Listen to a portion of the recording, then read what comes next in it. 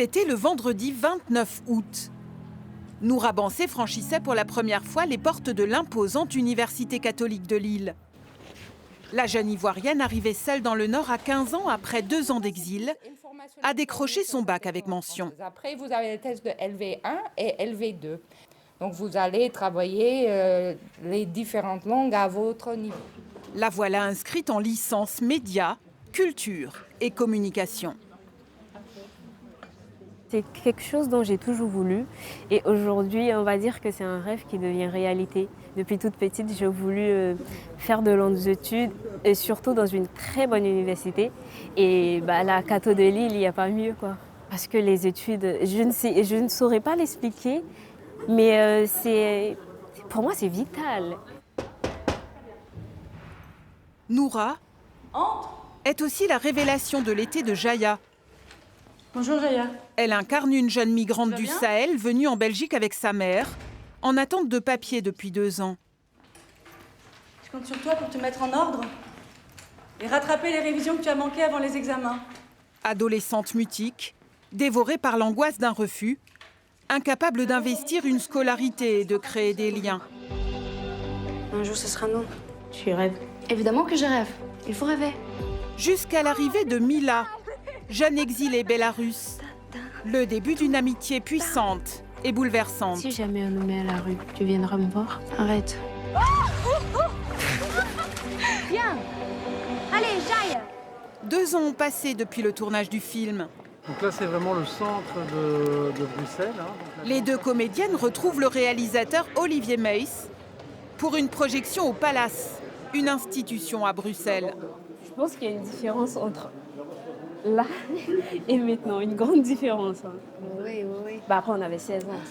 16 ans. C'est juste exceptionnel. Parce que je me souviens qu'il y a 4 ans, j'étais à ça de pleurer à chaque fois qu'on me posait la question « Mais qu'est-ce que tu veux faire dans la vie ?» C'est vrai que je parle la langue française, mais est-ce que je vais être acceptée en France ? Est-ce que mon statut de mineur non accompagné va être compris, bien accueilli par mes amis? Tout ça, c'était un peu une angoisse. Même si elle n'a pas vécu la crainte du renvoi comme Noura, Sofia, sa partenaire de jeu, est une exilée elle aussi. Elle a fui l'Ukraine au début de la guerre. Le réalisateur a mis 1 an pour trouver le duo qui donnerait vie à son histoire. Un petit mot que vous avez l'habitude de dire. Bonne séance.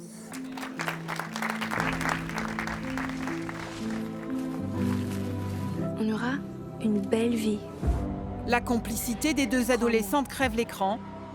Elle a été instantanée. Une belle vie. À l'époque du tournage, Noura vit à Béthune dans un foyer d'accueil pour mineurs étrangers isolés.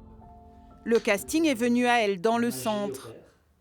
Le réalisateur avait trouvé sa Jaya, malgré son naturel enjoué et sociable. Dès le premier contact, j'ai senti quelque chose. J'ai senti qu'il y avait moyen de travailler avec elle et de justement aller un petit peu à contre-emploi et de pouvoir faire ressortir justement toute cette dureté, tout cet isolement du personnage pour l'amener vers quelque chose peut-être de plus naturel, directement naturel vers la fin du film. Grâce au film, Noura a obtenu ses papiers. Elle a depuis été approchée par les frères Dardenne pour un autre projet.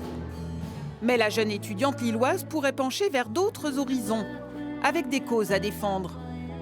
Des causes nobles, des causes justes, par exemple telles que la discrimination, le harcèlement, l'insécurité, le sexisme, tout ça, la xénophobie. Je me vois bien, pourquoi pas, députer un jour. Pourquoi pas, députer. En attendant, pour son premier jour à la fac, Noura s'est déjà faite une amie. Bien plus vite que Jaya, son premier rôle de cinéma.